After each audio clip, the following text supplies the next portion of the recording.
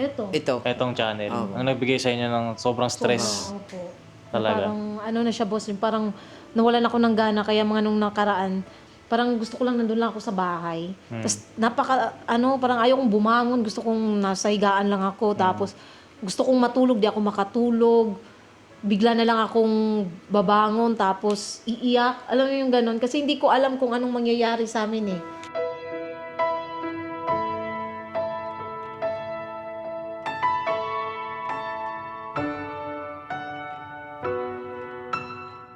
So yun na mga ka-business, mapagpalang araw sa ating lahat. Ayun na mga ka-business, ay andito na naman tayo. Sa panibagong episode. Anong episode? Anong episode? Di pangilan na kasi ito eh, no? Ang dami na. Hindi kasi pasensya na kayo mga ka-business, nakabilihan namin yung ganitong content. Kasi ang daming positive feedback, no? At gusto namin yung nagugustuhan ninyo yung ginagawa namin, di ba? Tama. Tama. Tama. Ayun, kilala mo na ba kung sinong guest natin ngayon? Sino ba? Ito, kilalang kilala to eh. Kilalang kilala, no? Oo.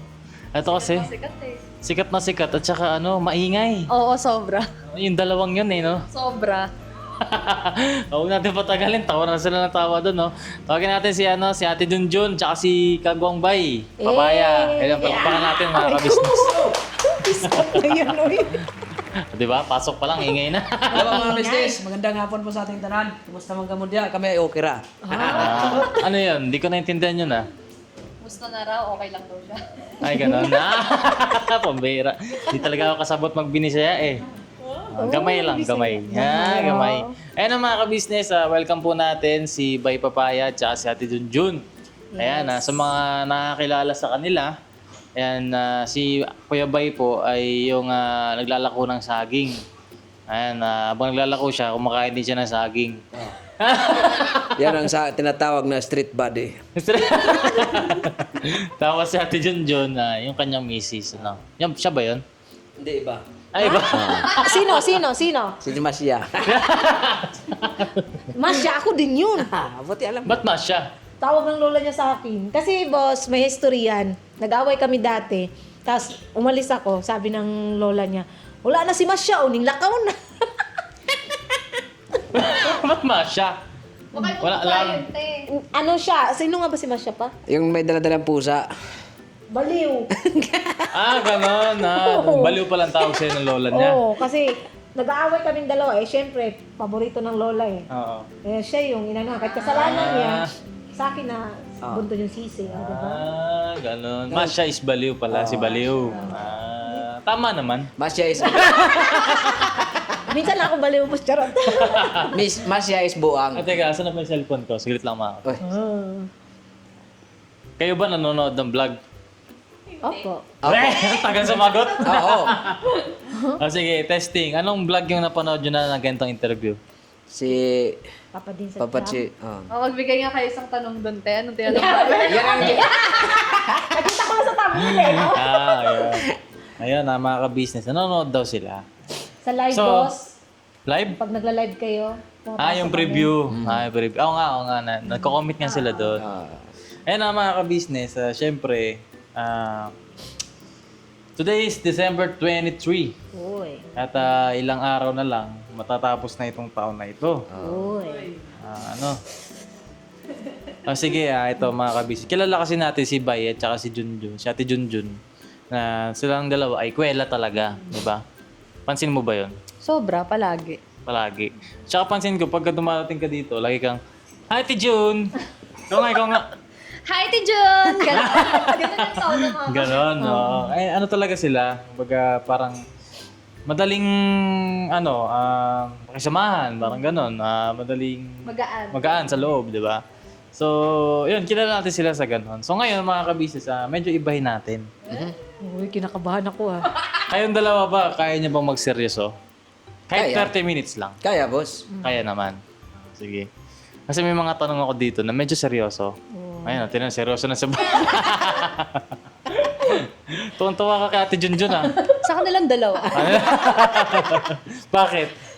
May mga Parang sinto-sinto. same vibes. Yung vibes? Hindi. Hindi kasi si Jal naman kasi, ano din siya mga kabisnes eh, yung kwela. Kwela ka daw. Yung tawa niya, boss, Oo. talaga nakakadala. Parang kay Biden, nakakadala dun eh. Paano yung tawa mo? Ayoko. Yun, oh. Lumalabas ng puso. So, ito, ready na ba kayo? Apo. Sige. Ito mga ka-business, ano na rin pala ito. Congratulate natin sila kasi sa awa at tulong ng Panginoong Diyos, yung nabalitaan natin na masamang balita sa kanilang YouTube channel ay nalampasan nila. Yes. Nung time na yun, anong naramdaman nyo? Nung nabasa nyo yung email, anong naramdaman yung dalawa? Si Bay muna, anong naramdaman mo kaya Bay? Ano boss, masaya boss eh. Hindi yung, Yung nung pagka- yung Yung na ano? masamang balita. Ay, siyempre malungkot. Hindi, ano pa? Natakot ka ba? O anong Andun yung naramdaman mo? yung naghahalo ba? Oh. Kasi paano na kaya kung hindi may balik? Kasi diyan namin kinukuha lahat eh. Ate John, anong naramdaman mo? Sa akin, boss, naiinis ako na di ko maintindihan. Tapos, yun, sobrang nalungkot talaga ako na wala na akong gana. Tapos, nagsisihan pa kaming dalawa. Talaga? Oo, nagsisihan Bakit? kaming Anong dalawa. sisi? Anong sinabi mo kay Bay? Sinisi ko siya kasi nga, siguro kakapindot nga niya ng cellphone niya, baka may napindot siyang ads. Kasi nga, nangyari nga, bago nga yung, na yun, nagkaroon ng ads yung cellphone niya, biglang pop up na ads ba? Hindi mo magamit ng maayos yung cellphone kasi biglang, yun, may pop up na ads. Ang ginawa ko nun, nag-search ako sa YouTube kung paano alisin yung mga ads. Nagawa ko naman siya. Kasi siya, boss, ang dami kong tinurn off noon sa Google settings. Para lang talaga matanggal yun. Kasi nakakairita, hindi mo siya magamit talaga, boss. Ang haba pa naman, di ba pa? Oo, lagpas di paro. Hindi na. Lagpas ng isang oras yung mga ads. Talaga? Ang lumalabas yung Hindi yung mo siya, isang oras yung ads, hindi mo magagamit cellphone mo na isang oras. Hindi, magagamit naman siya, boss. Kailangan mo siya i-cancel. Cancel mo na i-cancel. Pindot-pindot. Ganun. So, yun. Sobrang ko. Nagsisihan kami. Pero at the Anong end, sinisi niya sa'yo? Anong sabi niya? Anong sabi mo sa kanya, Kuya Bay? Sabi ko sa Bakit kasalanan niya yung nangyaring yun? sabi ko, di ko naman yung kasalanan eh. Hmm. Kasi malay ko ba na ba't kusa siyang lumalabas yung ads? Dati ba ganun yan? Hindi naman. Hindi. wala talaga. May, mga lang yun. Bago to nangyari siguro mga ilang araw bago na yung account namin sa YouTube. Doon na nagkaroon ng ads. Tapos, Possible siya. kasi parang siguro baka may napindot siya. Kasi pag lumalabas pag inopen mo yung cellphone, kusa na siyang lumalabas eh. Kahit yung wala ads. siyang boss. Kahit May isang oras, 50 minutes. Ganon? Tapos yung lumalabas na ads, ang mga nasa loob, yung mga games na online. Baka kay Kuy Kuy yun. Hindi ko nga Hindi maintindihan. naman. Hindi, boss. Kasi iba yung cellphone ni Kuy Kuy eh. Ay, iba na. Hindi naman niya na Ayun ginagamit nga, ko mga sa ka-business, tatay no? niya. Yung mga, lalo kasi ngayon, yan na kasi ang uso. Ako bilang isang IT, alam ko kasi yan.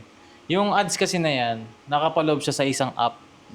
Mag-in-install mo para gumana sa loob ng cellphone mo, tapos dun siya magpa-pop up. Ang tingin ko dyan, yung launcher. Bawa, launcher.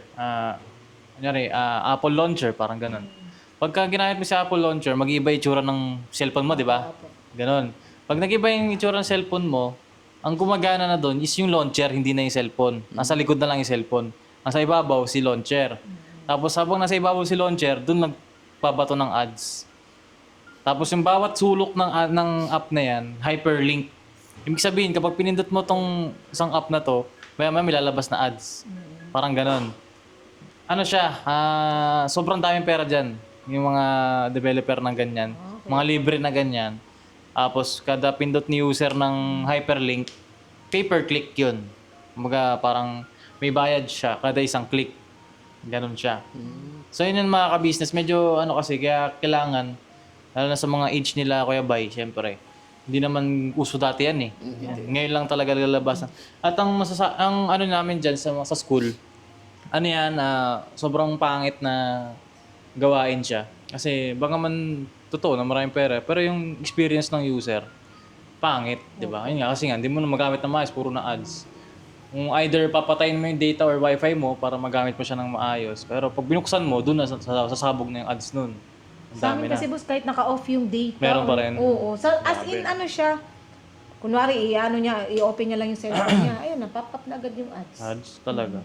Grabe, no? Para siyang Kasi ang ads mga ka-business, yun yung nagbibigay ng pera sa isang sa kumbaga user ng ako developer, tapos nilagyan ko ng ads. Ako magkakaroon ng pera. Pag kinlik mo yun, kahit di mo naman gusto yung product na yun eh. Ganun yun. So, pay per click ang tawag doon. So, ayun, mga ka-business, ang haba ng explanation. Pero sa madaling sabi, nabalik naman na. Opo. At salamat sa Panginoong Diyos at sa mga patuloy na nakikisimpatya, sa mga papakita o nagbibigay ng kanilang suporta. Salamat po ng marami sa inyo. So, Yes po. wag na natin patagalin. Uy. Ito na. Ito na, unang tanong. Ito medyo seryoso lang to, no? Ito. Ano ang pinagkaiba ng taong ito kumpara sa nakaraang taon? 2024 versus 2025.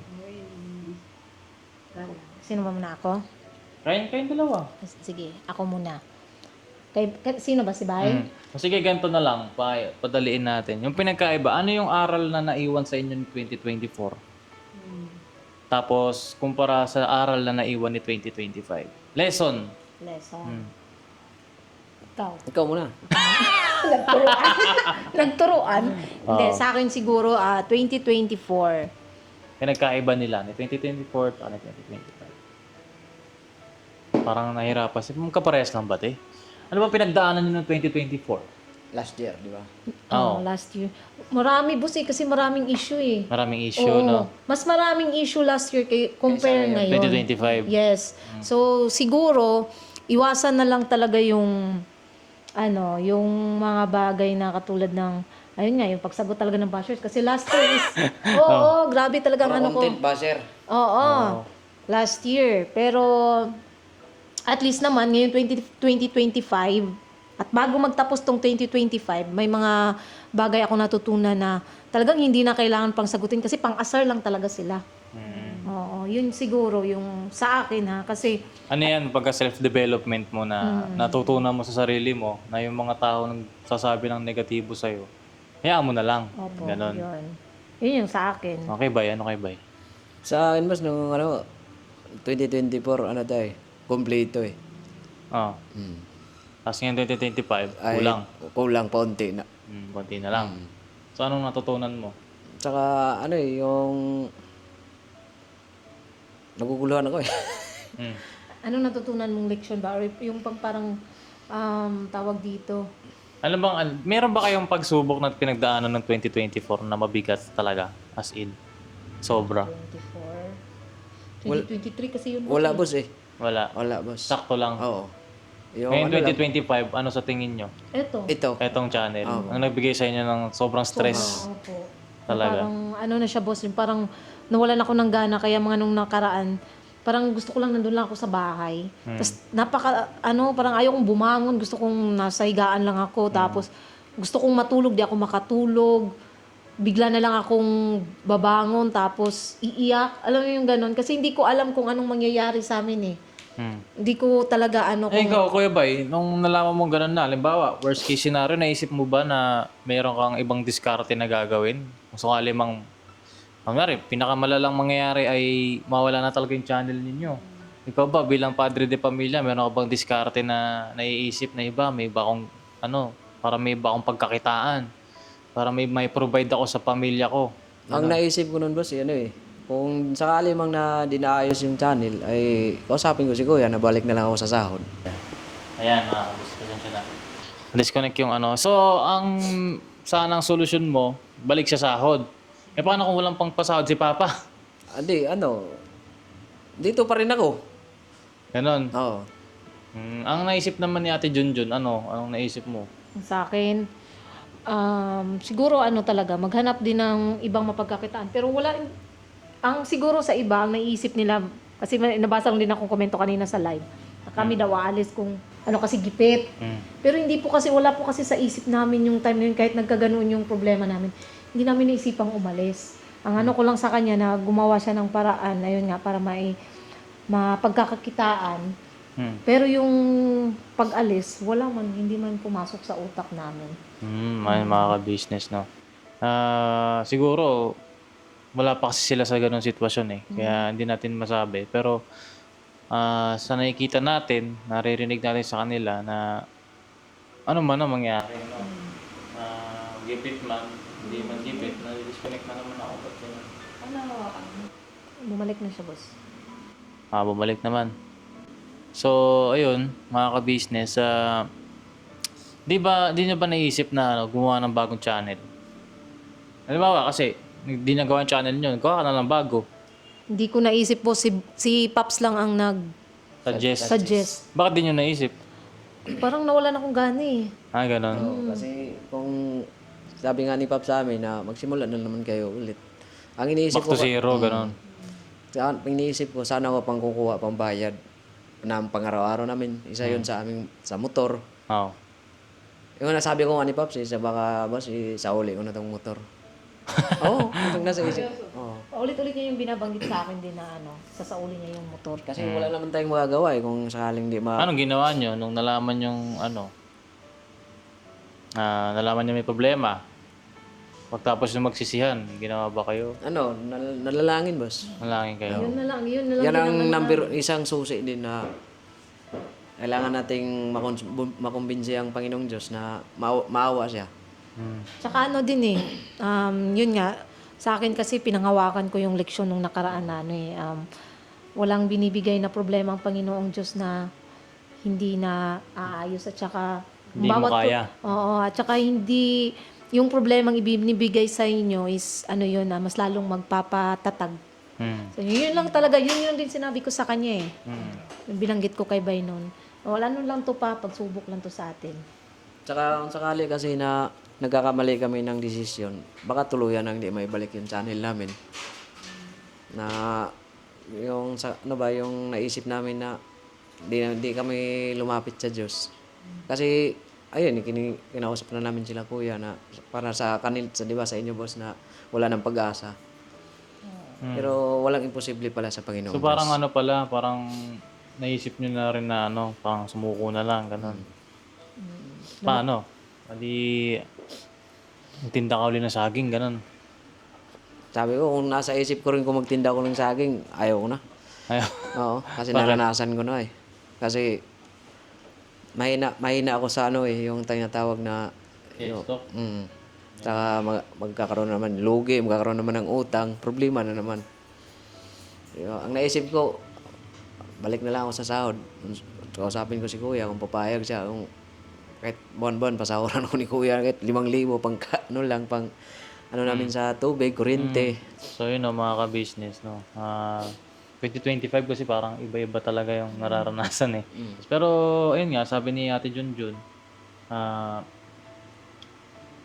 nanghawak siya doon sa leksyon, nung nakaraan. Yung sa church namin kasi mga ka-business, merong lesson lagi na nakabatay sa Biblia na nakasulat doon na walang ibibigay ang Diyos na hindi mo kaya.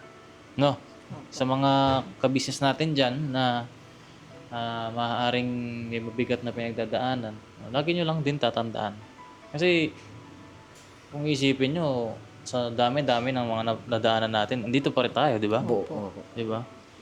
Lalo na sa panahon ni Kuya Bay, nung panahon na naglalako siya, di ba? Ang dami mong utang. Lubog. Tsaka napakahirap. Kahit man masama pakiramdam mo, hindi mo pwedeng di ka magtinda once na ikarga mo yun sa kariton mo. Kahit man may lagnat ka, pilit ka pa rin itutulak mo rin yung kariton para kahit papaano kumita ka. So yun ito, next question, follow-up question ko lang.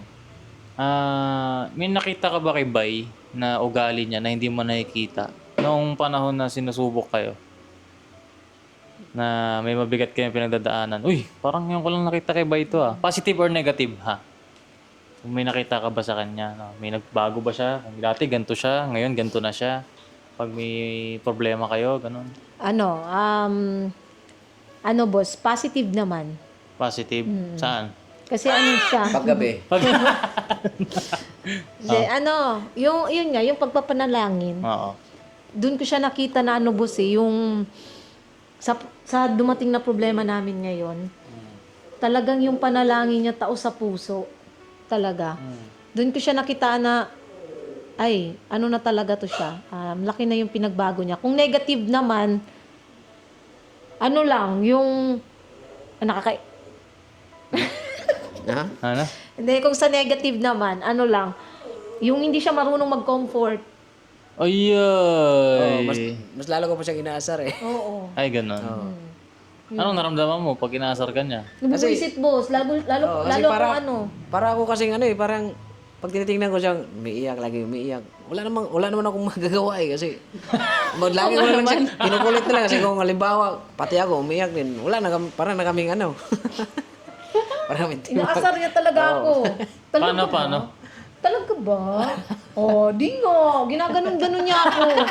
Tapos ako, iyak na ako. Todo emote na ako. Tapos siya ganun siya. Binubuisit niya ako. Tapos sabi ko sa kanya, di ba pwede pa hinihingi ko lang naman sa'yo, sana i-comfort mo ko. Hayaan mo lang akong umiyak. Okay lang yung iiyak ko. Kaysa naman magmukmuk ako na ano talaga. Iiyak lang ako ngayon lang to. Sabi ko sa kanya, ngayon lang to pa. Kasi talagang hindi ko matanggap. Yun yung ano ko sa kanya, sinabi ko sa kanya, hindi ko matanggap. Kaya hayaan mo lang muna akong umiyak ngayon. Sa mga susunod na araw, magiging okay ako at babangon tayo. Ayun, sabi ko sa kanya. Ano sabi naman sa'yo ni Bay? Nakasal pa rin talaga po. kasi kung halimbawa pareho kaming nawala na sa pag-iisip, di kawawa si Koy Koy. Hindi siguro ba. Ito, ganito yan siguro. Sabi ko sa inyo mga business, no? Patingin niya ako, tingin may ilaw kasi. Dalawa. Wala pa rin. Ayan na. Siguro ganito yan. Kaya ganun siguro si Bay. Nagpapagaan din siya ng loob in that way. Dinaan ko man sa yung pang-aasar, bibiro. Oh. Pero kasi, siguro mga ka-business, kaya siya ganun dahil din yung paraan niya ng pagko-comfort kay Ate Junjun na mapatawa niya. Kaya lang kasi, ayun nga, hindi siya lahat ng oras. Ganun. Hindi yun yung kailangan ng tao na tumawa siya. Kailangan niyang umiyak. Bakit? Kasi ang pagiging malungkot at pag-iyak, di ba magkasama yung dalawa? At pagtapos mo umiyak, anong naramdaman mo? Gumaan, di ba? Ayun kasi yun mga kabisis na hindi sa lahat ng pagkakataon, mali ang umiyak. Sasabihin ng iba, huwag kang umiyak. Huwag kang umiyak, okay lang yan. Hindi yun hindi yun laging advisable. Kasi syempre, paano kung hindi mo na kaya? Oo. Hindi mo mailabas, pipigilan mo pa rin ba yung pag-iyak? After mo ng pag-iyak, anong kasunod doon? Iyak ka pa rin? Di ba magaan ka na? Di ba? Yun yung mga ka-business. Kaya kung may mga kasama kayo sa bahay o kaya kaibigan na gustong umiyak dahil sa problemang pinagdadaanan nila, walang masama umiyak. Pero hindi ka lang laging iiyak. Kasi pagtapos ng pag-iyak, masaya ka na magaan na Kasi naiiyak mo na siya. Tama ba ako dun? Oo naman. Ikaw, pag, Emotion yun normal na ilabas yun di ba? ikaw, pag umiiyak ka, ano nararamdaman mo? Maginhawa sa loob, syempre. Magaan, di ba? Ba't ka umiiyak? Hindi. Ayun mga ka-business, syempre, may kanya-kanya tayong pinagdadaanan. Dala-dala. Na minsan, iniiyak na lang natin sa sarili natin, sa unan, sa CR, sa panalangin, higit sa lahat, di ba? At isa lang ang ibig sabihin nun, na tao tayo na ginagabayan pa rin ng Panginoong Diyos. Na pag umiyak ka, sa akin ka umiyak. Ganun. Di ba, mga ka-business? At proud ako sa inyong dalawa kasi syempre, yung inyong mabigat na napagdaanan, hinalagpasan ninyo. Ngayon, anong lesson nung nakuha ninyo? Di ba, nabasa nyo yung guidelines ni YouTube. Guidelines, ano yung paraan para hindi mangyari sa inyo yun. Ano nang babaguhin ninyo sa sarili ninyo? Sa akin naman, boss, ang ginawa ko kasi kanina, tinanggal ko na yung YouTube channel namin sa cellphone niya. At saka sa cellphone ni Kuy Kuy. Oo. Yun yung inano ko kasi sabi ko sa kanya, okay na yan, gamitin mo ng at least wala na dyan yung YouTube channel natin. Tinanggal ko na yung device nilang dalawa doon ni Kuy Kuy. Kasi si Kuy Kuy naglalaro din kasi ng Roblox. Oo. So, iniwas ko na lang din. So, sa akin na lang. Tapos, ang sabi ko nga sa kanya, ano pa rin tayo na isang cellphone? Kasi ginagamit ko yun pang browse or pang Facebook or TikTok, 'di ba? Di rin natin alam kasi minsan sa Facebook is may mga ads din. 'Di ba? So, ayun kung ba sa madaling sabi, extra pag-iingat na. yun, extra pag-iingat talaga. Oo, kasi mga ka-business, yung multiple device, Na detect kasi ni YouTube yan eh. Ngayon ko lang din natutunan na oo. Kung halimbawa, may YouTube ko dati sa cellphone ko. Na cellphone ko to. Tapos may YouTube ako dyan, nagkaroon ng violation. Dinilit ko ngayon yung account. Hindi ko na ginagamit. Na-detect pa rin ni YouTube na yung dating deleted na account na yun na may problema is galing sa cellphone ko. So yung YouTube channel na maayos ngayon na pinapatakbo ko, i-demonetize na yun para, wala, di kayo nawa ka na para may resolve mo muna yung issue mo sa dating channel na nagkaroon ng problema. So, yun yung kasi naging violation nila, mga ka-business. So, ayun, ikaw, Kuya Bay, ano natutunan mo? Experience. Ngayong taon, ano bang Ano nga yun eh. Yung tawag nito boss, yung ano na lang, ingatan talaga. Tsaka, yung mga dapat, yung isang na lang gamitin, di ba? So, bibili tayo, ilang piraso bilhin natin? Charot lang. Hindi, bibili kami ng isang bagong cellphone na pang lang talaga. Yung bili namin cellphone ay para sa lang, yung pang-upload, Edit, pang-edit, upload. yun lang. Facebook, wala rin siyang Facebook, wala. Ano lang talaga siya, purely pang, Vlog lang lang, namin sa sa vlog. vlog. Yun yung naisip ko na solusyon. Kasi sa akin, ginagamit ko rin siya sa pag-Facebook. Ano pa naman na cellphone yan? Tawag dito, China Roam. So, Chinese siya. Ang daming lumalabas din na ads. China Roam siya. So, yun. Dyan nga yun galing. So, yun na mga ka-business. So, ito, last question na tayo, no? Kung meron kayong iiwan na salita kay 2025, ano yung gusto nyong iwan sa kanya? Hingin ni Gio. Ikaw pa. Ikaw? Ako. Ikaw kasi ikaw yung mga hiling mo sumagot ng basher eh. Hindi, sa akin, sa 2025. Kunyari, ito si 2025. Anong gusto mo sabihin sa kanya? Ito siya, oh. Ayun, 2025. Sana magbago ko na, char lang. Hindi, 2025, ayan, may iwan ko lang, no?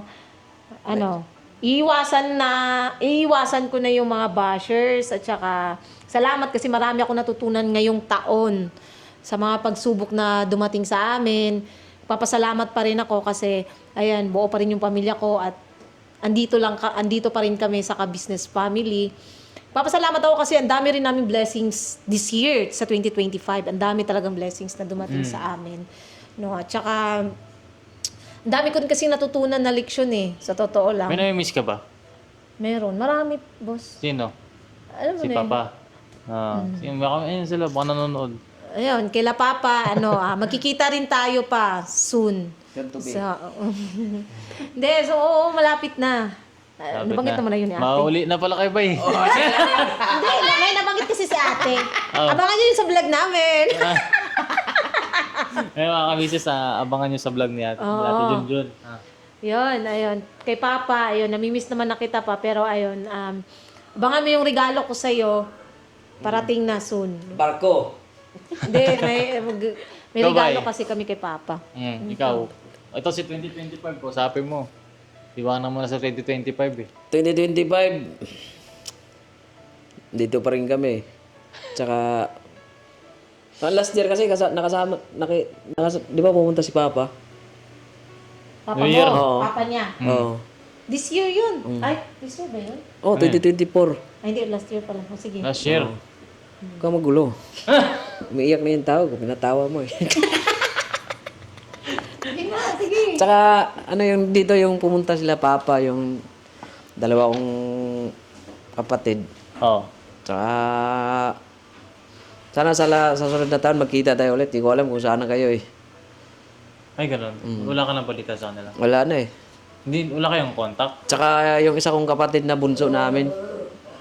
Tol, sana pumunta ka na rito. Ba't ayaw mo iwanan yung Sambuanga? Nayaya kitang lagi. Pumunta ka rito eh para magkasama na tayo eh. Pamamasahian sana namin. Padadalan kita ng pamasahe. Ba't ayaw mo? Ano bang dahilan mo? Ba't ayaw mo pumunta? Ganun. So yun na mga ka-business, salamat ng marami sa pagsama sa amin. At sana huwag kayong magsawa na sumuporta. Hindi lang sa amin, no? Kundi sa kanila din, kila Kuya Bay, tsaka kay Junjun. Na suportahan yung channel nila kasi syempre, may pamilya din sila. At tsaka para din kay Kuy, no? At siguro ang mahihiling ko lang, patungkol din sa kila Koy Koy, kila Koy Koy. Baka madagdagan ng puso. Kay Koy Koy, syempre, ano lang, disiplina pa. Konti. Kasi, alam nyo na, diba? Para maiwas tayo dun sa mga bagay sa internet na hindi pang bata. No? Opo. Ayun lang mga kabisnes, salamat ng marami sa pagsama sa amin at sana nagustuhan nyo itong episode namin ngayon. At nawa, mas nakilala pa natin si Bay at saka si Ate Junjun. Lalo ngayon 2025 na matatapos na. Abangan natin sa New Year, no, mga kabisnes. Kung baka magpalit yun tong dalawang to eh. Oo. Alright, never say goodbye. Tomorrow is another day. Bira. Binabanat lang po, mga business. Yes.